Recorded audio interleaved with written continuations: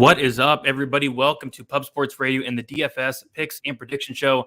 Be sure to tune in every Wednesday, 7 o'clock p.m. Eastern Time, where me, Weezy, Luke, and MMA Monk break down the upcoming card from a DFS perspective and give our predictions as well. And also be sure to leave a like and subscribe here to Pub Sports Radio so not miss out on all the other content on the channel. As always, we're going to go back and forth throughout the panel. We're going to talk our fights to target, our fight to fade, fighter to fade, favorite dog, favorite GPP play, favorite cash play, favorite value play, favorite dart throw, go through our lineups for the last card. We'll talk about the current standings. We're going to keep track of the standings as we go forward. Quick picks, listener questions, all the good stuff. I'm here with Weezy, Luke, and Monk. We'll start with Weezy. Weezy, what is up? You looking forward to the card this weekend? Definitely looking forward to it after a week off here. We're going to kind of start slow and then get into a pay-per-view next week. I think we've got 8 straight weeks of UFC action coming up, so we got to kind of strap it down and get ready to put in the work here for the next 8 weeks. And I'm ready. I'm ready for the show. Can't wait to break it down with you guys. Sounds good. Then we have a Luke. Luke has not been on for a couple of weeks. Luke, you're back. What's up? Feeling good, man. Yeah, sorry. The other week had a case of food poisoning, so didn't want to be running to the bathroom every 2 seconds, jumping on the pod. So I took a week off. But yeah, to Weezy's point, we had another week off too. So looking forward to get back after it. Glad you are feeling better. That food poisoning is no joke. We have Monk as well. Monk, you looking forward to the card? Absolutely, man. It's been a week off. Fiending for this 8 weeks coming up. I can't wait. I love staying busy with this stuff, crunching numbers. Yeah, I'm super excited for it, man. A lot of fights to finish, hopefully, and let's get into it. Let's do it. Let's hit up the chat real quick before we get started. We have Couch Warrior Podcast, first one in here. What is up, Couch Warrior? Saying, let's go, let's go. Lou Betya, what is up, Lou Betya? Saying, T-shirt, we got you, Lou. War Dog, ready to get my picks for this weekend. I am as well, War Dog. And we have Jeffrey saying, oi. Weezy, can we get an oi for Jeffrey there? Oi! There we go. All right. I like it. All right. We'll start with the fight to target. As always, really curious to see what you guys have in this one. There's actually a lot of options that do stick out. We'll start with you, Monk. What is your favorite fight to target for UFC Vegas 47? Well, I'm going to take the guy with the Kazakhstani flag and the huge animal on his head going up against Carlton Harris here. I really like that fight, especially for cash. This thing is my personal fourth lowest inside the distance odds. Vegas has it as the second lowest or second highest inside the distance odds. It's looking fantastic. These guys are both finishers. I personally think this is going to go the distance, so I really, really like it for cash. But yeah, I mean, either of these guys can get a finish pretty much at any moment. They're both super exciting. I'm going to have pretty much 100% of these two guys rostered in my lineups this week for sure. Shavkat and Harris. I like it. Not only from a DFS perspective, but from a fan perspective. I cannot wait for that fight. Luke, how about you? What is your favorite fight to target for this card? Yeah, I'm actually going to second Monk as well. Second best ITD line on the slate. Roughly 66% implied to finish. Rakhmanov, obviously 100% finish rate in his W's. Harris, 58% finish rate. Both pretty well-rounded skill sets. The ability to strike, wrestle, grapple, both pretty dangerous in those realms. I'm more so the opinion that I think Rakhmanov kind of snipes Harris at some point because I don't really like how he leaves himself open on entry, and I think Rakhmanov is the guy to make him pay for that. But Rakhmanov is also going to be a popular option this week, and Harris is not drawing dead by any means, as we've seen Rakhmanov hurt before, and he can be taken down if you go back to his regional tape as well. And we know that Harris has some grind in him. So even in a Harris W that potentially doesn't finish, with him priced around, I think 7.2, he can still 10X in a W with takedowns, non-significant strikes. But it's also important to note that he does have the best inside the distance line of any fighter in the 7K range at roughly 25% implied to finish. So I know Monk says he likes it for cash, but I think it's just a great tournament option this week. We've also seen Harris take a good amount of money on the money line too. It's pretty much been one-way traffic on him. So he's a pretty popular dog option to potentially hand Rakhmanov his first L this week. So I just see both guys scoring pretty highly in a W. Sounds good to me. We have David saying, hit the like button. I agree with David there. Hit the like button. I really do appreciate that. For me, I'm going to go with Philip Rowe going against Jason Witt. I feel like it's a really simple fight. I think this fight plays out one of two ways. Either Jason Witt comes out here, takes down Philip Rowe, gets a ton of takedowns, a ton of control time, and wins a decision, or Philip Rowe touches the chin of Jason Witt at some point and gets a knockout. So at these price tags, Jason Witt in a decision win, I feel like there will be takedowns, control time, it will score well. And also Philip Bro, you cannot deny that he has a 100% finish rate, and Witt's actually been finished in all 7 of his losses. So very intriguing fight for me there. I'm going to have a bunch of both sides. I really don't have a strong lean one way or another. I guess it'd be Rowe, but the Witt price tag is really sticking out because if he does win, I think he scores pretty high. Weezy, how about you? What fight you like in this week?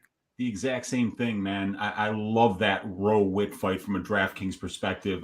Jason Witt scoring 5 DraftKings points per minute so far in his UFC tenure. So, even if he wins a decision at that rate, you're talking about 105 points at that work rate for a decision win. And then Rowe is scoring 3.75 points per minute. Both guys allow over 3 points per minute. And like you said, either Witt is getting a ton of takedowns, a ton of control time, and Rowe's working back to his feet, and Witt just rinses and repeats on the takedowns, or Rowe touches him at some point and gets him out of there and gets a bonus for a third, second, or a first round finish. Either way, I see somebody in this fight scoring 100 points or more, and I think it's a fantastic fight to target. Yeah, 100 points at those price tags would be huge. And John, with a nice compliment, the boys in this mug, best show of the week. Really do appreciate that compliment. Lots of great shows during the week, so that does mean a lot. We'll move on to the next. We have our fight to fade. We'll start with you, Luke. What fight are you fading for this week? I'm going with Dawodu Trizano. The fight has the second worst ITD line on the slate at sub 40% indication. Trizano's lone finish loss came to Grant Dawson, where he essentially got grinded and submitted. Really, hindsight, no shame there, and that's really not the game that Dawodu brings. For Dawodu, he got club and subbed in his debut by Henry. Pretty memey outcome, hindsight 2020. Then he head kicked Hori in the head, which was Hori's lone UFC fight as well, which needs to be noted. So those are the 3 finishing sequences for both guys in their UFC runs. Both have some pop, but they more fall into your technical striker type of category more than your pure power puncher. I don't really see much submission potential from either, as both aren't historic big wrestlers. So that alone just in theory takes out, half the general finish equity in the fight. If the fight is to finish, I think it would most likely be from a Dawodu KO, and his ITD line's currently kind of around that plus 300, 25% indication. His KO probably going to be popped up a little closer to 400. So with that, in my opinion, at least being the primary chance to finish, it's not overtly high. And just in general, there's just not a long track record of these guys getting finished in relation to the style of each other. So I see it more being kind of a range striking affair, which I just don't think is going to do the job on this type of card. Yep, I definitely like that call. I'm going to go with Alexis Davis, Julio Stoliarenko. So Stoliarenko, she has like a 90% finish rate. 8 of her 9 wins come by submission. I just don't see her submitting a black belt, an experienced black belt in Alexis Davis. I think it's going to be somewhat of a boring fight where either Alexis Davis can keep it on the feet and just outpoint Stoliarenko for 3 rounds, or take her down and kind of just control her for 15 minutes. At 8,700, I'd rather go up and get another guy in that range. So not going to have a ton of that fight. Although Stoliarenko, she could be a sneaky play, maybe a dart throw, but as a whole, I don't really like the fight. Weezy, how about you? What fight are you fading for this week? For me, it's going to be Dawodu and Trizano as well. And these guys, they've got 11 combined UFC fights. And in those 11 fights, they've combined for only 4 takedown attempts and only 1 completed takedown. So we know when fights in DraftKings are just purely striking affairs, unless they, finish very early, it's most likely that these guys aren't going to score a lot of points. So the bookies say that this one's going to decision more times than not. And Hakeem Dawodu is only scoring 2.31 DraftKings points per minute. And Trizano scores only 2.1 DraftKings points per minute, independent of wins and losses. So, if we were to do a little bit of math there, I think that would be like 64, 65 points in a win for Dawodu, and even less than that in a win for Trizano. So, yeah, it does feel like there aren't going to be any takedowns in this fight. It's going to be just purely on the feet, and it's most likely to go to decision. The fights that have that kind of combination are fights to fade. Sounds good to me. Boston Nick in the chat. What's up, Boston Nick? And then we have Monk. What is your fight to fade? I'm going to echo that same sentiment, man. The Dawodu Trizano fight. Now, while I do like the winner for cash a lot, just because of the steady, automatic 60, 70 points for GPP, this is one I'm definitely fading. Like Weezy said, Trizano averages 63.5 points per win, and that's over 3 wins. Dawodu averaging 70.36 points per win, and that's over 5 wins. So these guys are nothing if not consistently unable to score points. Trizano did cut his mullet as well, so I don't know what exactly that means, but both of these guys have pretty terrible average values as well. Trizano coming in $300 over his average salary, only gets 6.7 for an average value. And Dawodu is actually $100 under his average salary. So if you're on the Dawodu side, you are getting a little bit of a break.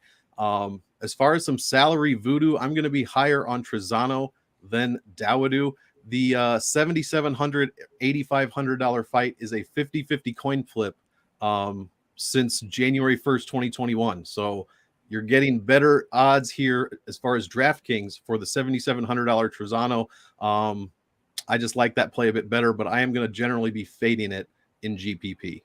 Sounds good to me. Yeah, no mullet. Weezy, any insight? Do you think the no mullet hurts Trizano? Do you think it helps him here? What do you think? I have no idea. I don't have to look into the stats, but I'll tell you something. As far as mullets go, maybe second to Ricky Simon, that mullet that Trizano brought into the cage against the Ludovic Klein was absolutely spectacular, in my opinion. The curls, whoever his stylist was, really deserves a round of applause for that one. But, when you got a beautiful head of hair like that, like Trizano has, it leaves you with a lot of options. So he can absolutely cut it all off and still look good in there. So, yeah, I liked the mullet.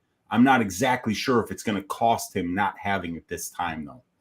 Yeah, some people can pull off the mullet like a Simone or a Trizano, but Brendan Allen seems to not. So we'll see what hairstyle Brendan Allen has tomorrow at the weigh-ins, or Friday at the weigh-ins. We'll move on to our fighter to fade. We'll start with you, Weezy. What is your fighter to fade for this week? Just building off of what I said in the last one, it's going to be Dawodu. Dawodu is giving the bookies are giving Dawodu the same chance to finish this fight as they're giving Alexis Davis. Think about that. And Davis is fighting Stolyarenko, and Dawodu is fighting Trizano. So almost no grappling upside either, and only 2.37 DraftKings points per minute in a good sample size. Like Monk said, when this guy's winning fights, on average, he's only scoring 70, and he's got a couple of finishes. So, yeah, he just doesn't do enough. And Trizano and Dawodu are both unlikely to wrestle, very likely to offensively wrestle. So, this is definitely a fighter to fade for me at that price. There's a lot of finishing equity below him and above him. I don't think Dawodu has that finishing equity either here against Trizano. Trizano, very tough. Never been finished, I believe. Yep, definitely. Speaking of very tough, and that's going to be John Castaneda, and only one loss has he been knocked out. And I'm going to fade Miles Johns 8,900. So this guy has a wrestling background, but it's so weird. Thus far in the UFC, he's only completed one takedown, and he hasn't completed a takedown in his last 3 fights. So I'm not so sure Johns is going to wrestle, and if he doesn't, at 8,900, he's going to knock out Castaneda potentially, but Castaneda is very, very tough. I think Johns could win a decision, and at that point, if he is not wrestling, how good is that going to score? So 8,900, there are much better options in my opinion. So I'm going to fade Miles Johns at this price tag. Luke, how about you? Who are you fading? I'm going down to Stolyarenko at 7.5K, second worst ITD line on the slate at sub 20%.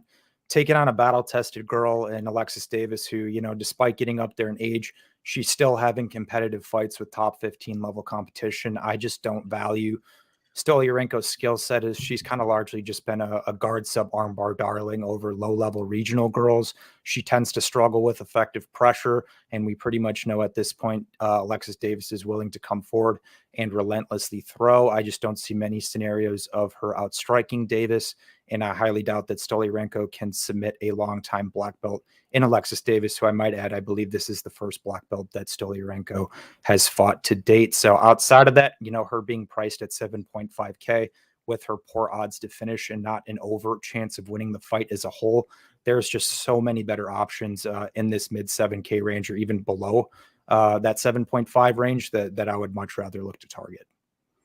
Definitely. Monk, how about you? Who are you fading for this week? Real quick, chat's going to have to double check my my information. I'm not trying to get us banned for misinformation. Maybe it was Allen that lost his mullet and not Trizano. Maybe both of them cut it. Maybe I don't know. both We're did. really going to have to get a representative to look into that. But as far as fighter to fade, guys, I'm going to pretty much the top of the heap and fading Julian Erosa. He is 4-5 in the UFC. His average salary is under $7,300. He's coming in almost $1,900 higher than that. I mean, what are we doing here? This guy's been knocked out. I don't know, 55 times. He gives up 4.4 DraftKings points per minute. He's got a terrible value. He does score 104.76 points when he wins, but I mean, he only wins 44% of the time. So what are you going to get there? Steven Peterson is a guy who's only been finished once by TKO. So super tough. I think the $7,000 price tag is way too low on him. Yeah, I'm just not seeing it from Julian Erosa this week. Look, Peterson lands, or he scores rather 0.61 DraftKings points per minute in takedowns. Erosa gives up 0.65 DraftKings points in takedowns against. He gets out-controlled. He actually gets out-pointed on the feet as well. The knockdown points per minute is 0.79 against for Julian Erosa.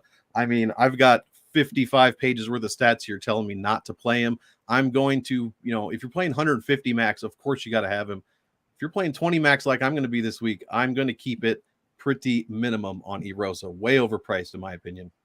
Yeah, it's hard to be confident in a guy that's been knocked out 55 times. I mean, that's actually pretty impressive. But we'll move on to our favorite dog. We will start with you, Luke. Who's your favorite dog for this week? Yeah, I'm going with Bryan Battle at 7.9. His inside the distance line isn't great, but it's one of the better ones in the 7K range at 25% implied. He's not the flashiest guy. He's not the most athletic guy in the world, but he's got a pretty well-rounded skill set.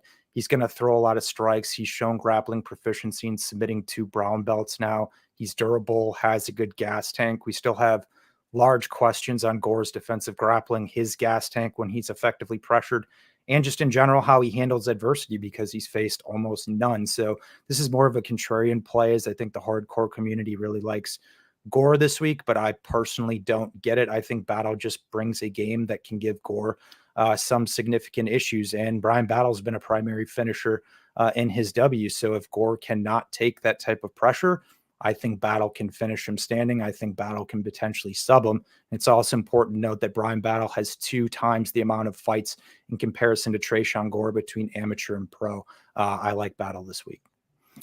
Yep, sounds good. I'm right there with you. I put 2. I put Bryan Battle 7,900, and then also Jason Witt 7,800. But yeah, Battle 7,900. Like you said, I really like what I see from the guy. He has great cardio, great toughness. Like you said, more experience. He's fought the better competition, and I also think volume is going to be pretty important as well. Gore is probably the better striker, but he's so low volume. And yes, he hits harder, but I feel like Battle can win the fight just based off of volume and potentially even get a late finish. So I do like Battle as well, 7,900. And like you said, I think Gore's going to be very, very popular this week. So I'm right there with you. Monk, how about you? Who's your favorite dog for this week? Favorite dog? I was going to pick Carlton Harris, but I think that's going to be a very highly owned dog. So I'm going to pivot off of that and give the people the opposite of who I was just talking about, honestly. Steven Peterson. I just, the stats really like this guy this week. He's coming in $600 under his average salary of $7,600. He outpoints his opponents per minute. He scores over 90 points per per win when he does win. So that's not, a crazy number, but it's over 90. So that's going to get you some value for sure, which his average value is just about 9. His salary, the $7,000 salary, is actually a good low salary. It wins almost 30% of the time compared to the 9,200 salary, which wins less than 70% of the time. So you're getting some good salary odds there. Featherweight fights make the optimal lineup 52% of the time. What fight is this? 8th fight of the night makes the optimal 53% of the time. So I'm really liking the odds here for Peterson if you like that salary voodoo, which I'm really into lately, as you can tell. But yeah, Peterson's putting up 90 in 2 out of 3 wins. And even if you go over to the betting side, Peterson is 3-3 as an underdog. Erosa's 0-1 as a favorite. He's actually 3-4 when fights don't go to decision, and he's also 1-1 when they do go to decision. So I'm liking Steven Peterson here if he doesn't get taken out, in the first round. The longer this goes, the more I'll be able to kick my feet up and relax with that pick. Monk with the stats. That was awesome. Weezy, who are you liking for a dog this week? Guyana, stand up, because Carlton Harris is Uncle Weezy's dog of the week this week. I can't wait for this fight. This is going to be such a good fight. But Harris has got the 11th best first round odds on this card. He's got the 12th best inside the distance odds on the card, despite the fact he has the 22nd highest salary. So there's a lot of salary value there. Monk's right. He probably will be very highly owned this week because of that. But there is a lot of price savings priced into Harris's salary here. This is a great fight, and you can't find more of a live dog than Harris, who has finished both of his UFC wins in the first round, and he's averaging 102 DraftKings points per fight thus far in his 2 UFC fights. So at 7,200, man, if Shavkat slips on a banana peel this week, man, Carlston is definitely going to be optimal. I like it. Yeah, Harris is no joke, so we'll definitely see what happens there. Let's go to our favorite GPP play here, our tournament play. We're looking for some high upside, high ceiling. We'll start with you, Monk. Who are you liking for a GPP play? I got to go with Mr. Punahele Soriano. He is my absolute favorite GPP play this week. He scores, it's only 2 wins, but in his 2 wins, he averages 125.5 points. He scored, 27. Nah, that doesn't matter. He is outpointing his opponents by almost 2 points per minute, 1.83 differential. He is only $300 more than his average salary, and you get an average value of over an 11. That is the best average value on the card. I know it's a relatively small sample size, but we don't have a ton of fighters this week, other than the main event, who have more than 4, 5, 6 fights. He is fighting a guy in Nick Maximov who is very wrestle heavy, and we have not seen Soriano, prove himself against that kind of fighter. So this will be an interesting play, but that's why I like it for GPP. A bit more salary voodoo. The $8,600 salary is the best, the highest probability of making the optimal lineup, and it's not even close, you guys. It wins over 75% of the time. When it wins, it makes the optimal lineup like 80% of the time. It's crazy. Middleweights have the highest probability to also make the optimal lineup here. So, 3-1, you're getting, what are we getting? As far as odds, almost -200 for Soriano. So it seems like a lot of people think that he's just going to clean up Maximov. I don't necessarily believe that, but I am picking Soriano here, and he will be my highest owned GPP play this week, just for, all of the upside reasons I just mentioned.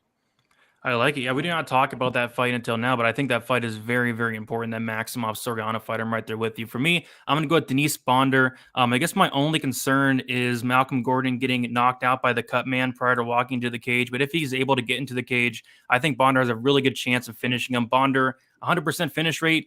The reason, I'm kind of scared about it is because the level of competition is extremely questionable. But, stylistically, I think he definitely has what it takes to beat Malcolm Gordon here and beat him pretty convincingly, and probably even in the first round. So I like Dennis Bonder quite a bit. He is sitting at, 9,200, right?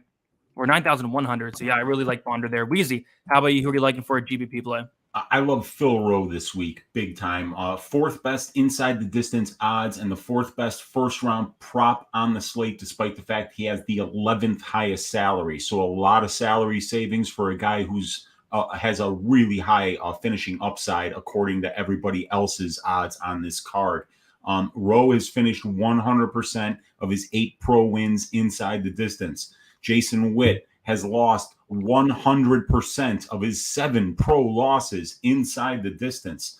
You got to believe if Rowe wins, it's going to be inside the distance here, and he'll probably score 100 points. And at 8,400, you got to believe he'll be optimal if Jason Witt, who is known for being extremely chinny, gets knocked out here. And you also have to remember, Phil Rowe has a 10-inch reach advantage here. So, yeah, he puts those B's on him, baby. He's going to sleep. So, yeah, Phil Rowe, GPP play for me this week. I like it. So we got Rowe, we got Soriano, we got Bonder. Luke, who you got for this week? Yeah, I'm actually going to echo Weezy's sentiment, but he pretty much hit on all my main points as well in terms of the reason. So I don't want to parrot everything. But in terms of like the target of the fight that you guys touched on earlier, I actually do think Witt is a live dog in the sense that I think he can go out here and potentially ground Phil Rowe, 8-9+ minutes here in this fight. But to Weezy's point, the size advantage, or I should say the length advantage he's going to have here. He's got a speed advantage, athleticism advantage. Witt is just a gigantic liability at space in the UFC. And I do think every single second that this fight is at range, he's incredibly live to get knocked out. So despite, Rose kind of boomer bust nature in that capacity, he's going to easily 10x, in a W, even in the scenarios that, he gets grounded a little bit. So in relation to his price tag, I think you have to have a decent amount of Phil Rowe shares. I wouldn't go crazy on him, like I said, because it could bust, but at 8.4, he probably wins the fight inside the distance if he does win in 10Xs. So he probably finds his way to the optimal if he does win. Yeah, I wonder where the ownership's going to be at for Phil Rowe. I mean, as last time I checked, he was like minus 118. So the line's closing up very, very fast here. Maybe it flips before fight time. And also, word on the street is Phil Rowe is having some trouble with the weight cuts. We'll have to see him at the weigh-ins as well. But yeah, I'm right there with you guys. I think Phil Rowe is a great tournament option. Favorite cash play? We will start with you, Weezy. Who are you liking for cash this week? I like Bondar for cash. Much like Phil Rowe's situation this week. I mean, Bondar basically has the exact same situation, you guys. Bondar has finished 100% of his 14 pro wins, and Gordon has been finishing 100% of his 5 pro losses. So once again, you got to believe if Dennis Bondar wins, it's going to be inside the distance and he'll score triple-digit points. I think that there's going to be a lot of grappling in this fight as well. Malcolm Gordon's still yet to stop a takedown in the UFC. So if Bondar doesn't like how this is going on the feet, he can absolutely take down Gordon. And we've seen Gordon submitted in the UFC as well. So Bondar's got a lot of upside here. It's the first fight of the night. Those finish more times than they don't. Love Dennis Bondar for a cash play. Sounds good. Luke, how about you? Who are you liking for cash? Yeah, I think there's a lot of good options, right? There's at least a decent amount at the top, but I'm actually going to go bump down a little bit. I'm going Alexis Davis at 8.7. I kind of touched on it a bit with my fade on Stoliarenko. I just think Davis has her covered in every single realm of this fight between striking, wrestling, grappling, cardio, experience, strength of competition. There's obviously more fighters that are more likely to win their fight or, finish inside the distance. But I think even at that upper range, there's a lot more volatility, even with Bondar. You guys kind of touched on, his strength of competition historically has been spotty. What we've seen from him on the feet isn't particularly great. I do think he's a good cash option, but there is still some volatility there. And just in a lot of the other fights. So I just think Davis at 8.7, she is just so not likely to get finished. And even at a decision win, she can put up a decent score. So in cash, we're obviously looking for that safety. We need W's from our higher priced fighters. So I think Davis is safe. She can score moderately well. And it's just a levels fight in terms of skill for skill. Yeah, definitely makes sense to me. For my cash play, I'm going to go with Jailton Almeida at 9,400. Shout out to Weezy. Weezy, that's your ass shaving week, right? Yeah, I got Jailton coming in with a razor and some shaving cream this week, man. He looks tough. All right, so yeah, see, I like that. So I'm with Weezy there. I think he does come out here, and I think he does shave ass. There's not a lot of tape on this guy. I think there was like maybe 4 or 5 fights on this guy, and honestly, it's more of a fade on Marquez. And, the money line is kind of crazy, minus 400, minus 410, because there are some question marks with Almeida. But, from what I have seen, he's very, very strong. He's a good grappler, black belt in BJJ. And I think he has a good chance of coming out here and shaving some ass. So, yeah, 9,400. Hopefully he gets it done early. Give me some Jailton Almeida there. Monk, how about you? Who are you liking here for a cash play? I'm going to go down. Whoops, almost dropped my mic. I'm going to go down the list a bit to Michael Trizano. Actually, we did say that they don't, him nor Dawodu score very well when they win. But in cash, it's going to be okay. Now, the one thing we didn't talk about here, while they both score very, very low when they win, Trizano in his one loss gave up 105 points almost. Hakeem Dawodu has 2 losses. His average DraftKings points given up per loss is 132 points. So who knows what could happen at this fight? I personally expect it to go the distance. And for that reason, I like the Trizano side. I think he has a tendency to score a little bit better. Hakeem Dawodu does score 2 points worth of striking and DraftKings points per minute, while Trizano only scores 1.62, but he doesn't take he doesn't give up as many striking points as Dawodu does. Dawodu also giving up a ton of takedown points per minute and even some control time points per minute too. So I think that 7,700 for Trizano is a pretty good pick for cash. And like I said, if you go by the salaries, this is a 50-50 fight. So you're getting good value there as well. Yep, cash definitely makes sense. Like you're talking about tournaments, probably not, but yeah, cash, I can get on board with that. We'll move on to our favorite value play. We'll start with you, Luke. Who are you liking for some value this week? I'm going Soriano at 8.6K. There's obviously some volatility on the fight, but Puna, fourth best ITD line on the slate, the second best round one prop on the slate.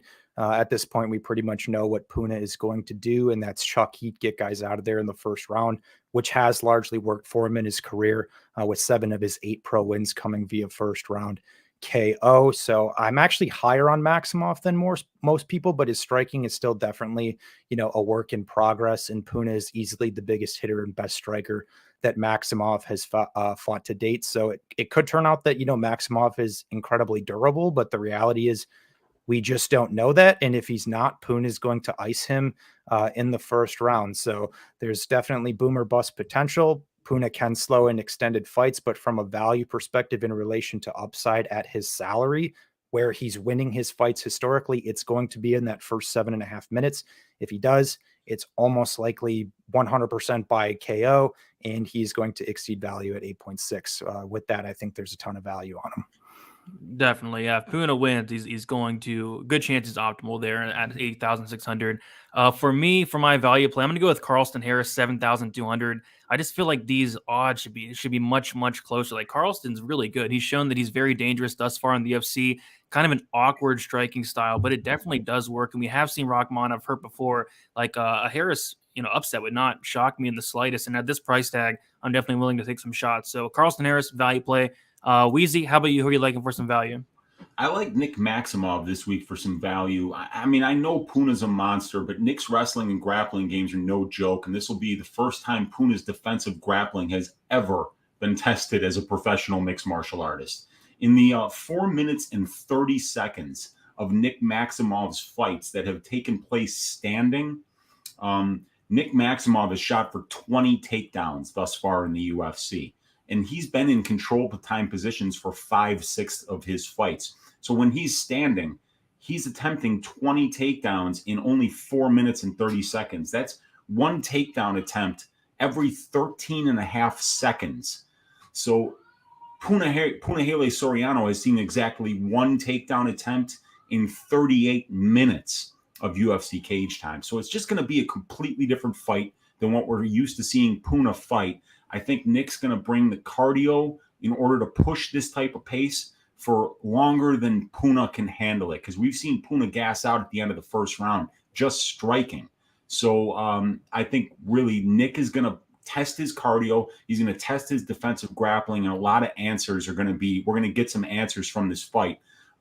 It might wind up with Punahele Soriano absolutely standing over this dude and Nick looking up at the lights, but I'm really interested to see how Punahele Soriano deals with some offensive grappling from his opponent here. And I think if Nick pushes the kind of pace we've seen him push in the past, that he might be the first person to break Puna and finish him. Yep, I'm glad that hopefully we get to see Soriano's takedown defense finally tested. I thought he'd get tested against Brendan Allen, but he has no fight IQ. Did I miss anybody? Yeah, I haven't done mine yet. Okay, go ahead.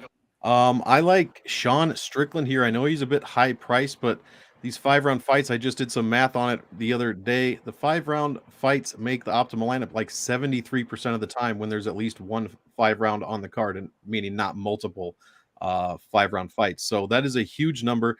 8,800 is only about $350 more than Strickland's average salary. He has the 4th best value on the card, and this is over 14 fights. He's got a 9.08 average value. Fantastic. He's outscoring his opponents 1.16 points per minute. He averages 94 in a win, but guys, he's only had one 5-round fight so far. That was the last one against Uriah Hall, where he was $9,300. He scored 144 points in that fight. And I know Uriah Hall, I think Hermansson is better than Hall, obviously, but Strickland ended with a 15.5 value there. I mean, he put up 114 points before the bonus even happened. He landed 4 takedowns on Hall, just a ridiculous performance. I just think he gets it done against Hermansson here, like 2-1, basically, is how I'm feeling this fight. I think Hermansson's going to struggle with Strickland's just never-ending, Michael Myers-like pace that he puts on everybody. So I will be a bit surprised if Hermansson comes away with a win here.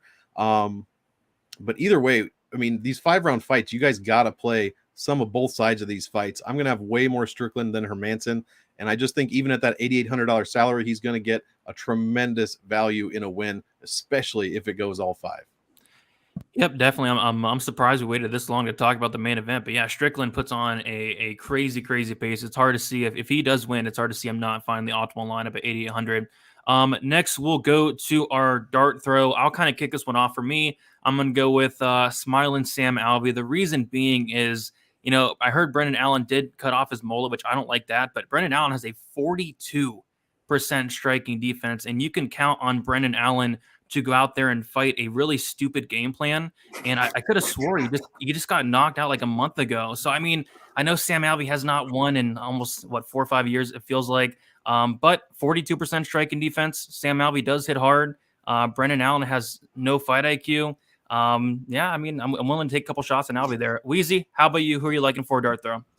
I'm going to go with Tresean Gore. I haven't heard people talk much about him from a DraftKings perspective, and he is kind of low volume from what we saw in the Ultimate Fighter House, but he definitely hits real hard. And when I went back and I watched the Battle Urbina fight, I was kind of surprised, man, how well Urbina handled Battle at the beginning. He definitely won that first round in my eyes.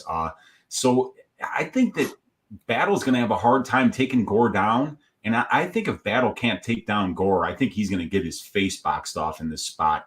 I kind of like Tresean Gore here, and I kind of like him to be able to finish this fight. And at 8,300, having 0 UFC fights, I think the guy might be low owned here and kind of lost in that middle salary, because there are some intriguing 7,400 and down fighters, and there are a lot of intriguing 9,000 plus. So some of these mid-range guys might get lost in the shuffle a little bit. I'm picking Gore for some high upside here and a potential knockout. There you go. Yeah, it could happen. I know he's very popular from a betting perspective, from a DraftKings perspective. I'm not so sure. Luke, how about you? Who are you liking for a dart throw? Yeah, we're going all the way down to the bottom. I'm going Marquez at 6.8K. It's more of a dart throw as a play into the variance. Almeida appears to be a solid prospect, but the reality is we just don't know, considering he only has 2 fights available for research and his overall strength of competition hasn't been very good.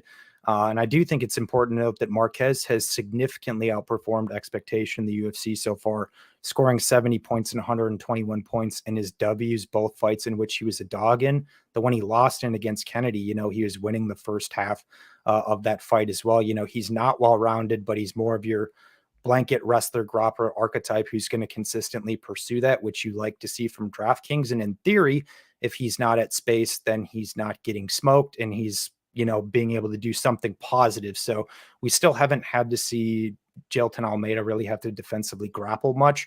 I'm more so of the side that Almeida does nuke him, but if he doesn't, there's really just a chance that Marquez is a better grappler than this guy, and he exposes him too. So I'm going to have some shares of Marquez, because obviously with Almeida up at the top, he's going to be highly owned, but there's just a lot we do not know about this guy. And with Marquez outperforming expectations so far, you might be getting some decent salary-based value on him at 6.8 if he does not die, which is a likely outcome. But, we're playing DraftKings, guys. No, you made a good point. Marquez definitely has surprised me 2 times thus far with 2 really good upsets. So, yeah, definitely possible. Monk, how about you? Who are you liking for a dart throw?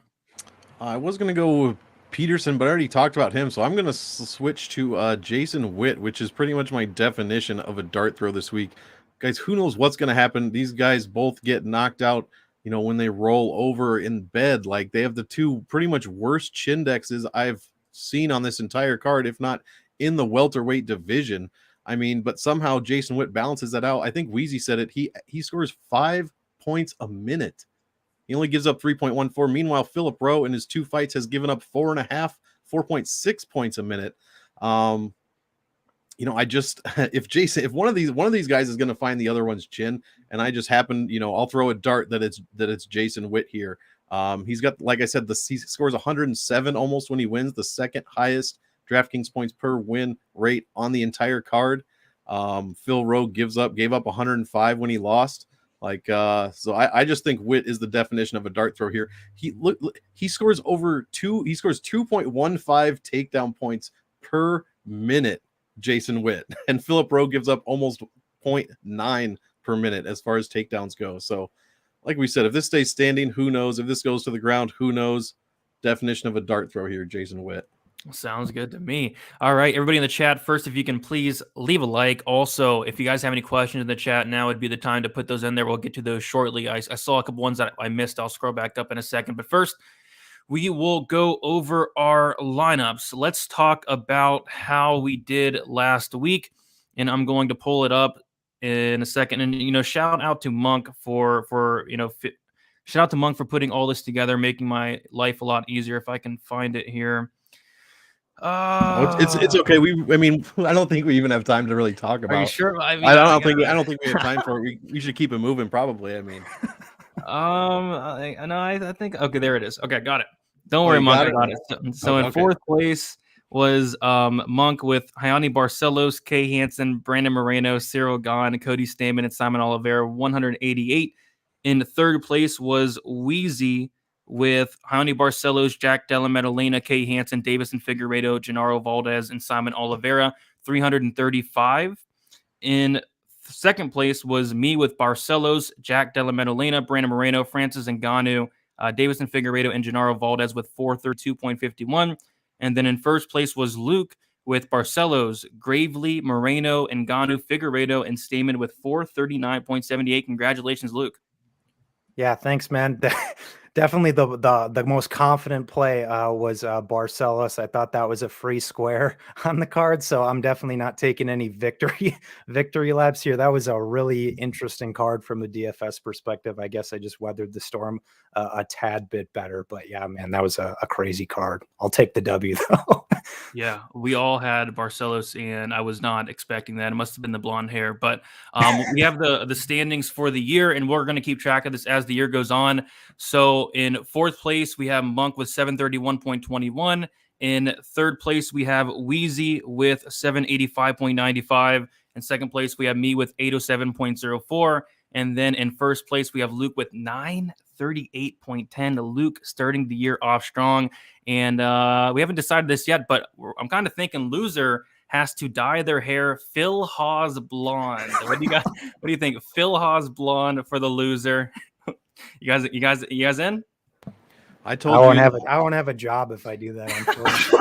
I told hey, I'll dye all the hair on top of my head, whatever color you guys want.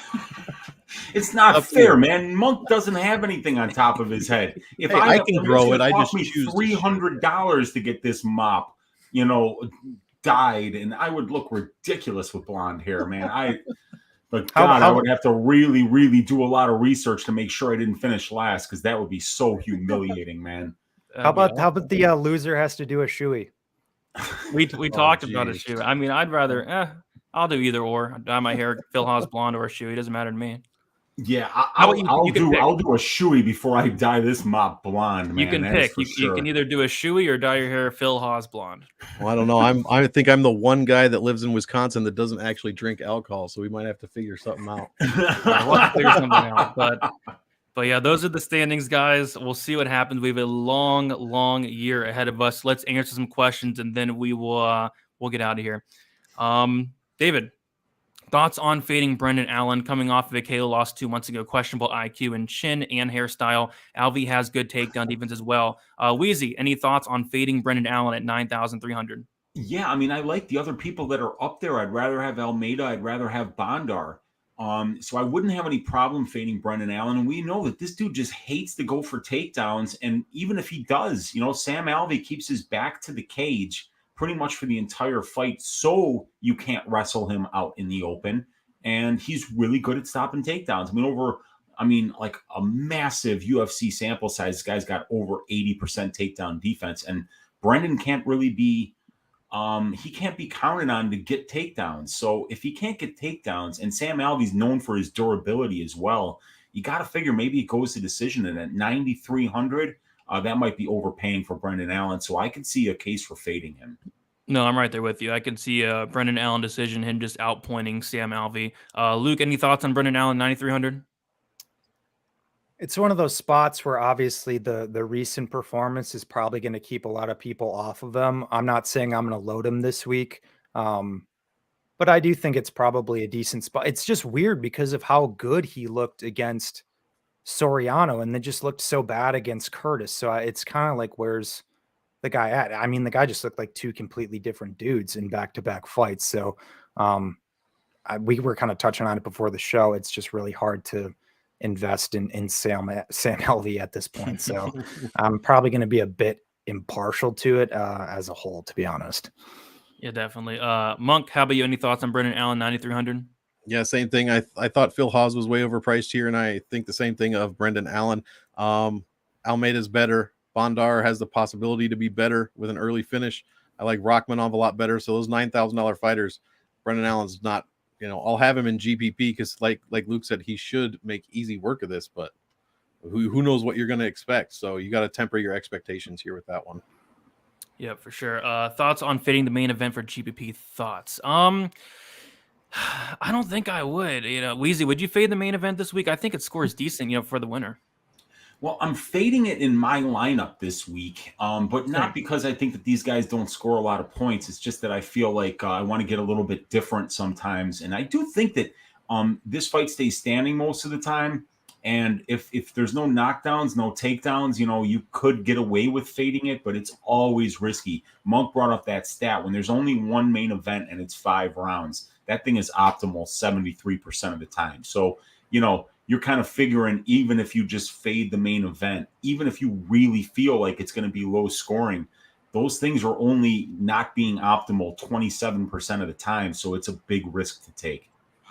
Yeah, the thing that would scare me would be the volume of Sean Strickland over 5 rounds if it was to stay standing. I know he's not going for takedowns, but that would be my one concern if I was to fade it. Luke, any thoughts on fading the main event in tournaments? I mean, it would definitely be a way to get different. Personally, I'd probably advise against it. I thought those stats actually that Muck referenced were pretty interesting too as well. Definitely good information there, bro. But yeah, I really do think the winner probably finds the optimal more often than not here. But there are a ton of really other good options. You can make a case for fading it. I would probably just advise against it though, personally. Sounds good. Monk, any thoughts on fading the main? Same thing. I already told you Sean Strickland scored a shitload of points in his 5-round fight. Just looking down, Hermansson did fight Jack Hermansson, which also went to a 5-round decision. And he scored 138 points. So almost 144, right, with Sean Strickland. So, I mean, that was a 19 value. He was 7,300 salary at the time. So, yeah, I'm definitely not fading the main event. The last thing I will say, if you are on the Hermansson side, you're probably never going to get him this cheap again. His average salary is $8,500, and he's coming in $1,150 cheaper than that. So if you're on the Hermansson side, you better be playing him. And, you almost have to play Strickland, just like you said, if this goes to decision. So that automatically means you're on both sides right there.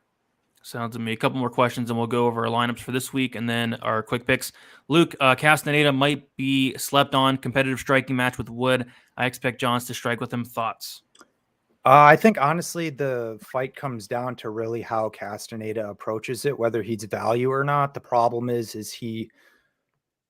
his pace is just not consistently consistent enough. His ability to attempt takedowns has been usually pretty good. How that translates to Johns in comparison to, Combate regional guys, it's highly questionable. I think it's just the activity of Castaneda will determine whether or not he will justify his price tag or whether he's a value play or not. Because if he's just going to give, Johns a tepid range outside, base game when Johns defense strikes, at 71%, is pretty accurate in what he throws, has some power. Johns on paper, probably the better wrestler. He's probably going to lose. He just really has to get after this guy, make it gritty and greasy, and I think he's got a shot. Yeah, definitely. All right, we'll go over lineups for this week. I will start it off. For me, I'm going to go with Almeida, Bondar, Soriano, Battle, Harris, and Witt. Weezy, do you have your lineup for this week?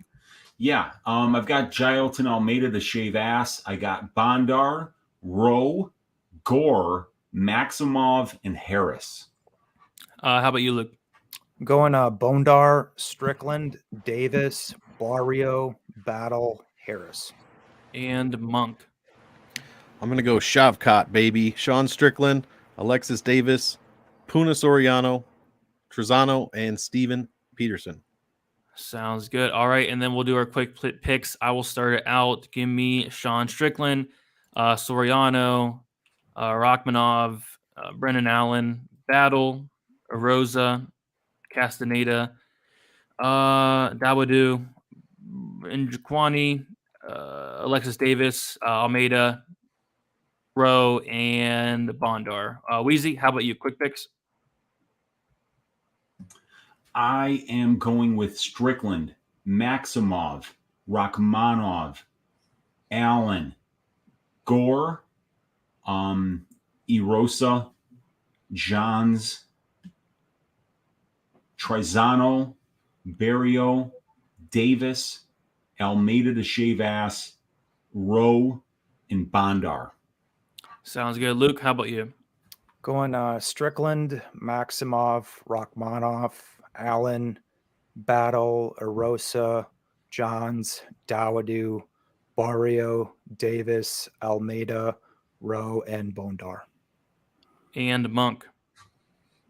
Sorry if these are out of order, but Strickland, Soriano, Harris, Allen, Battle, Peterson, Johns, Trizano, Cheedy, Alexis Davis, Jason Witt, Yelton Almeida, and Bondar. Sounds good. So yeah, that is about it. We'll see who does good in terms of the lineups for this week. Really excited about that. Really excited that we're keeping track throughout the year, and really excited about maybe some blonde hair towards the end of the year as well. So yeah, we'll kick it around. Weezy, let them know where they can find you. I know you're going live tonight, right? Late. Yeah, I'm going to go live after Luke and the boys are done with the club and sub, probably around 10:30 my time, 11:30 Eastern, for another Balls Deep breakdown. I'm going to ask you guys on Twitter which fight you want me to break down tonight. But yeah, you can check me out on my channel on YouTube, Uncle Weezy, and you can find me right here on Pub Sports Radio every Sunday night for Stat Diggers, my man DFS by the numbers.